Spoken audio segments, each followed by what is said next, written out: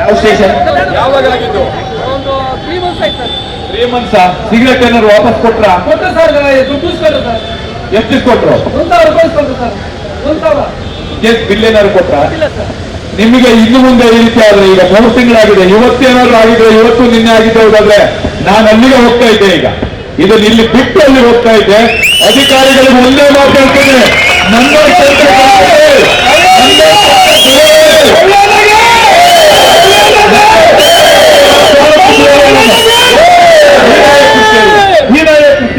Operation ಆಗಿ ಬಂದಿದ್ದೀನಿ ಅಂದ್ರೆ ಬಿಡ್ಲ ಅಂದ್ರೆ ಹಾಗೆ ಹೋಗ್ತಾರ್ರಿ.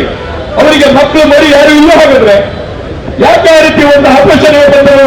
ಅದು ದುಡ್ಡು ತಂದಿರೋ ವಸ್ತುನ ಯಾಕೆ ತಗೊಂಡು ಹೋಗ್ತಾರೆ? ನಾಚಿಕೆ ಮಾನ ಮರ್ಯಾದೆ ಸರ್ಕಾರಕ್ಕೆ, ಗೃಹ ಇಲಾಖೆಗೆ ಇದ್ರೆ ಅಂತ ಅಧಿಕಾರಿಗಳನ್ನ ಸಸ್ಪೆಂಡ್ ಮಾಡಬೇಕು. ತಕ್ಷಣವಾಗಿ ಅಂತ ಅಧಿಕಾರಿಗಳನ್ನ ಸಸ್ಪೆಂಡ್ ಮಾಡಬೇಕು. ಆ ಅಧಿಕಾರಿಗಳು ಸ್ವಲ್ಪ ನೋಡಬೇಕು. ಎಷ್ಟೋ ಜನ ಅಧಿಕಾರಿಗಳಿದ್ದಾರೆ ಅವರ ಪರವಾಗಿ ಬಡವರು ಪಾಪ ಕಷ್ಟಪಟ್ಟು ಬಂದಿದ್ದಾರೆ ಅಂತೇಳಿ.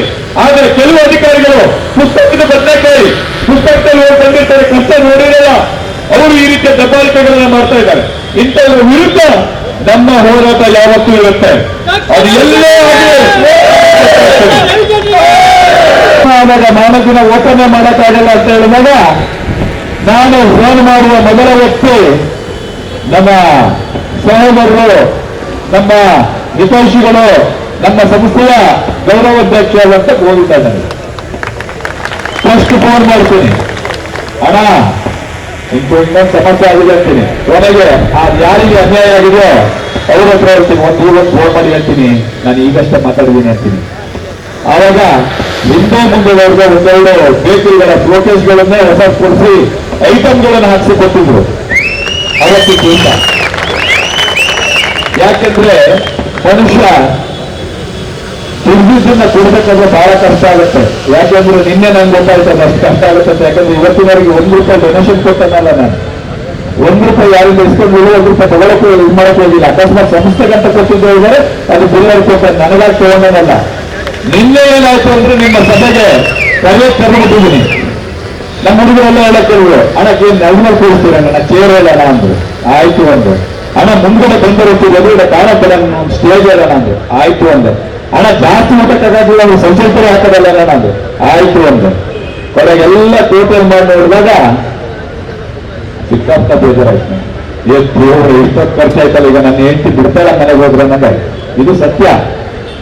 ಆದ್ರೆ ಈ ಮನುಷ್ಯ ಯಾವಾಗಲೂ ಏನೇ ಒಂದು ಸಮಸ್ಯೆ ಇದೆ ಅಂತ ಹೇಳಿದ್ರು ಅಲ್ಲಿಗೆ ಹೋಗಿ ತಾನು ದುಡಿದಿರುವ ಹಣದಲ್ಲಿ ಸಹಾಯ ಮಾಡುವಂತ ವ್ಯಕ್ತಿ. ಬಹಳ ಕಷ್ಟ, ಬಹಳ ಕಷ್ಟ. ನಾನು ಹೋಗಲೆಲ್ಲ ಬೈತಾ ಇರ್ತಾರೆ, ನೀವು ಹೋಗಲೆಲ್ಲ ಇದನ್ನು ಸಾರ್ಕಂತ ಹೋಗಿ 4 ಜನ ಜಾಸ್ತಿ ಆಗ್ಲಿ, ಆಮೇಲೆ ನನ್ನ ಪರಿಸ್ಥಿತಿ ನೀವು ಹೇಳಕ್ ಬೇಡ ಅಂತ ಹೇಳ್ತಾ ಇರ್ತಾರೆ. ಆದ್ರೆ ನಾವು ಅವರಿಂದ ಪಡೆದಿರೋದನ್ನ ಹೇಳಿಲ್ಲ ಅಂತ ಹೇಳಿದ್ರೆ ಎಲ್ಲೋ ಒಂಥರ ಸಮಸ್ಯೆ ಆಗ್ತದೆ. ಇವತ್ತು ಕರ್ನಾಟಕ ರಾಜ್ಯ ಕಾರ್ಮಿಕ ಪರಿಷತ್ತು ಇಷ್ಟು ದೊಡ್ಡ ಜನಸಂಖ್ಯೆಯನ್ನು ಎದುರುಗಡೆ ಇಟ್ಕೊಂಡು ಇಲ್ಲಿ ನಿಂತ್ಕೊಂಡು ಮಾತಾಡ್ತಾ ಇದೆ ಅಂತ ಹೇಳಿದ್ರೆ ಅದಕ್ಕೆ ಮೂಲ ಕಾರಣ ಗೋವಿಂದಣ್ಣ. ನಾನು ಆಫೀಸ್ ಮಾಡಬೇಕು ಅಂತ ಹೋದಾಗ ಸಣ್ಣ ಡೋರಿನ ಒಂದು ಆಫೀಸ್ ಹುಡುಕ್ತಾ ಇದ್ದೆ. ಇಲ್ಲಾಂದ್ರೆ ಒಂದು ₹3,00,000 ಆಫೀಸ್ ಸಿಗ್ತದೆ ಅಂತ ಇದು ರೆಕಾರ್ಡ್ ಆಗ್ತಿದ್ರು ಪರವಾಗಿಲ್ಲ. ₹3,00,000 ಒಂದು ಆಫೀಸ್ ಸಿಗ್ತದೆ ಅಂತ ನೋಡ್ತಾ ಇದ್ದೆ. ಸಿಂಗಲ್ ರೋಲಿಂಗ್ ಸೆಂಟರ್ ಹಿಂಗೆ ಎತ್ತದು ಹಾಕೋದು ಮಾಡೋಣ, ಏನೋ ₹1,500 ಕೊಟ್ಟರು ಒಂದು ಟೇಬಲ್ ಬರ್ತದೆ ನೋಡೋಣ ಅಂತ ಹೇಳಿ. ಅದೇ ಸಂದರ್ಭಕ್ಕೆ ಹರಾರ ಅಂತ ಫೋನ್ ಮಾಡಿದ್ರು. ಯಾರೋ ಒಂದು ಹೇಳಿದ್ರು, ಒಂದು ಒಳ್ಳೆ ಆಫೀಸ್ ಇದೆ ಅಂದ್ರು. ನೋಡೋಣ ಅಂತ ಹೋದೆ. ನೋಡಿದಾಗ ಬಹಳ ಒಳ್ಳೇದಿತ್ತು ಆಫೀಸು, ಬಹಳ ಚೆನ್ನಾಗಿತ್ತು. ಅವ್ರ ಹತ್ರ ಕೇಳಿದೆ ಎಷ್ಟು ಜನ ಅಡ್ವಾನ್ಸ್ ಮಾಡಿ ಅಂತ. ಅವ್ರು ಹೇಳಿದ ತಕ್ಷಣ ಅಣ್ಣ ನಮಸ್ಕಾರ ಬರ್ತೀನಿ, ನಾನು ಯಾವ್ದು ಇವತ್ತು ಸಂಜೆ ಹೇಳ್ತೀನಿ ಅಂದೆ. ಅಲ್ಲೇ ನಾ ಡಿಸೈಡ್ ಆದೆ, ಇದು ನಂದಲ್ಲ ಅಂದೆ. ಡಿಸೈಡ್ ಆಗಿ ಕೆಳಗಡೆ ಮೆಟ್ಲಿಳಿತಾ ಇದ್ದೀನಿ. ಇವ್ರು ಫೋನ್, ಇವ್ರೇನಪ್ಪ ಫೋನ್ ಮಾಡಿದ್ರು, ಏನ್ರಿ ಆಫೀಸ್ ನೋಡಿದ್ರಿ ಅಂದೆ. ಅಣ್ಣ ಯಾವ್ದು ಸೆಟ್ ಆಗಿಲ್ಲ ಅಣ್ಣ. ಅಲ್ಲ ಇವತ್ತು ಯಾವ್ದು ನೋಡಕ್ ಹೋಗ್ತೀನಿ ಅಂತ ಹೇಳಿದ್ರು. ಅಣ್ಣ ಇವತ್ತು ನೋಡಿದೆ, ಬಹಳ ಚೆನ್ನಾಗಿದೆ ಅಣ್ಣ ಆಫೀಸು, ಬಟ್ ನಮ್ಗಾಗೋದಿಲ್ಲ. ಅದು ಅವಶ್ಯವಾಗಿ ನಿಂದಿಸ್ತಾರೆ. ಪಾಪ ಅಲ್ಲಿಯ ಇನ್ಸ್ಪೆಕ್ಟರ್ ತುಂಬಾ ಒಳ್ಳೆಯವರು.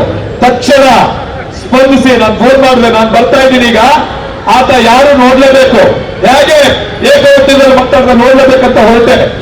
ಇನ್ಸ್ಪೆಕ್ಟರ್ ತಕ್ಷಣ ಅವರು ಎತ್ಕೋಗಿ ಸಿಗರೇಟ್ ಅನ್ನೆಲ್ಲ ವಾಪಸ್ ಕೊಟ್ಟು ತಪ್ಪಾಯ್ತು, ಇನ್ನು ಮುಂದೆ ಈ ರೀತಿ ಮಾಡೋಣ ಅಂತ ಹೇಳಿದ್ರು. ಸೋದರಿ ಎಲ್ಲ ಇದ್ದಾರೆ. ನನ್ನ ಮನೆ ಸಹೋದರಿ, ನನ್ನ ಅಣ್ಣ ತಮ್ಮರಿಗೆ ಏನಾದ್ರು ತೊಂದರೆ ಆದ್ರೂ ಬಿಡ್ತೀರಾ? ಸಾಧ್ಯನೇ ಇಲ್ಲ.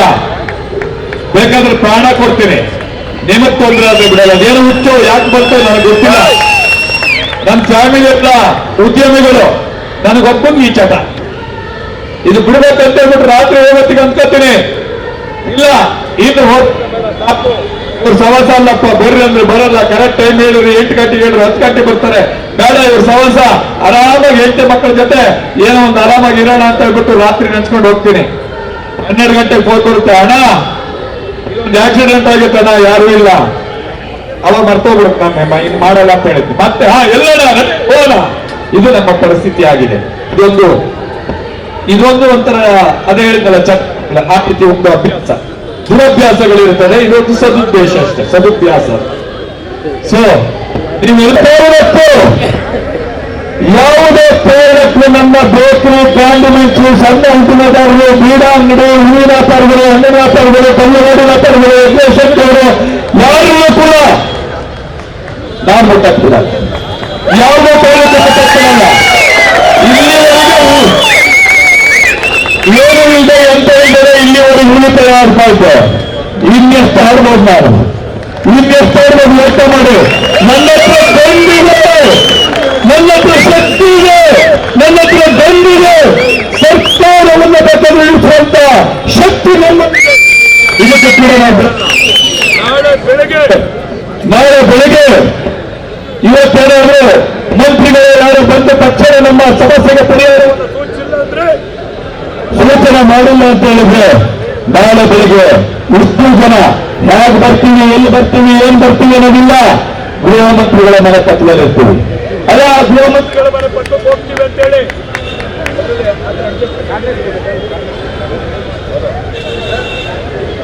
ಹಲೋ ಗೃಹ ಮಂತ್ರಿಗಳ ಮನೆ ಪಕ್ಕಕ್ಕೆ ಹೋಗ್ತೀವಿ ಅಂತೇಳಿ ಮುಖ್ಯಮಂತ್ರಿಗಳ ಮನೆ ಪಕ್ಕಕ್ಕೂ ಕೂಡ ಹೋಗ್ಬೇಕು. ನಾವು ಹೇಳೋದಿಲ್ಲ, ಯಾಕಂದ್ರೆ ಮಾಹಿತಿ ಕೊಟ್ಟು ಹೋಗ್ಲಿಕ್ಕೆ ಬೇರೆ ಕಾಲ ಅನ್ನುವಂತ ಸಮಯ ಇಲ್ಲ. ಈಗ ಹೋಗಿರುತ್ತೆ.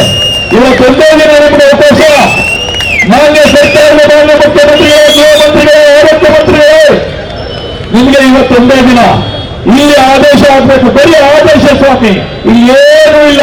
ಯಾರು ದುಡ್ಡು ಕೇಳ್ತಾರೆ ಸ್ವಲ್ಪ ಕೊಡಿ ಅಂತ ಹೇಳ್ಬಿಟ್ಟು ಡಿ ಕೆ ಶಿವಕುಮಾರ್ ಸಾಹೇಬ್ರೇನೋ ಹೊರತಾಗಿ ಆಯ್ಕೆ ಆಗಿದ್ರೆ ಬರೀ ಸ್ವಾಮಿ ಒಂದು ಸ್ವಲ್ಪ ದುಡ್ಡು ಸೂಟ್ ಕೇಸಲ್ಲಿ ಇಲ್ದಿದ್ರು ಅಷ್ಟು ಕವರಲ್ಲೂ ಹಾಕ್ಕೊಡಿ ಅಂತ ಕೇಳ್ತಾ ಇದೀವ. ಇಲ್ಲ, ನಾವು ಕೇಳ್ತಾ ಇರೋದು ನಮ್ಮ ಹಕ್ಕು, ನೆಮ್ಮದಿಯಿಂದ ಬದುಕಲಿಕ್ಕೆ ಅವಕಾಶ ಮಾಡಿಕೊಡಿ ಅಂತ. ಅದೇನು ನೀವು ಗೊತ್ತಿಲ್ಲ ಅಂತ ಹೇಳಿದ ಹೌದಾದ್ರೆ ನಾಳೆ ನಿಮ್ಮ ಮನೆ ಬಾಗಿಲು ಬರ್ತೀವಿ. ನೀವೇ ಊಟ ಹಾಕಿ, ನೀವೇ ಊಟ ಹಾಕಿ, ನಿಮ್ಮ ಮನೆ ಬಾಗಿಲಿಗೆ ಗ್ಯಾರಂಟಿ ಬರ್ತೀವಿ. ಸುಳ್ಳು ಹೇಳ್ತಾ ಇಲ್ಲ, ಯಾವುದೇ ಕಾರಣಕ್ಕೂ ಸುಳ್ಳು ಹೇಳ್ತಾ ಇಲ್ಲ. ನಿಮ್ಮ ಮನೆ ಬಾಗಿಲು ಬರ್ತೇವೆ, ಆರೋಗ್ಯ ಸಚಿವರ ಮನೆ ಬಾಗಿಲು ಬರ್ತೇವೆ, ಮುಖ್ಯಮಂತ್ರಿಗಳ ಮನೆ ಬರ್ತೇವೆ. ಫ್ರೀಡಂ ಪಾರ್ಕ್ ನಮಗೆ ಬೇಡ, ಸಾಕು ಇವತ್ತಿಗೆ. ಇದು ಶಾಂತಿ ಮಾತ್ರ. ಕ್ರಾಂತಿ ಏನಿದೆಯೋ ಅಲ್ಲಿ ಈಗ ನಮ್ಮ ಗೋವಿಂದ ಬಾಬು ಪೂಜಾರಿ ಅವರು ಅಂತ ಹೇಳಿ ಮಾತನಾಡಿ ಇಲ್ಲೇ ಒಂದು ಸಣ್ಣ ಮೀಟಿಂಗ್ ಇದೆ, ಸ್ವೀಕವಾಗಿ ತಪಕ್ಕ ಬಂದ್ಬಿಡ್ತೀನಿ ಅಂತ ಹೇಳ್ತಾ ಇದ್ದಾರೆ ಅವರು.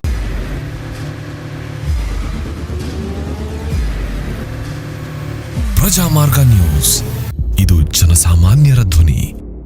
ನಮಸ್ಕಾರ. ನೀವು ನೋಡ್ತಾ ಇದ್ದೀರಾ ಪ್ರಜಾಮಾರ್ಗ ನ್ಯೂಸ್. ರಾಷ್ಟ್ರದ, ರಾಜ್ಯದ, ರಾಜಕೀಯದ ಬಗ್ಗೆ ಹೆಚ್ಚಿನ ಸಿನಿಮಾ ಅಪ್ಡೇಟ್ಗಳಿಗಾಗಿ ಫಸ್ಟ್ ಲೈಕ್ ಮಾಡಿ, ಸಬ್ಸ್ಕ್ರೈಬ್ ಆಗಿ, ಹಾಗೆ ಫಾಲೋ ಕೂಡ ಮಾಡಬೇಕು.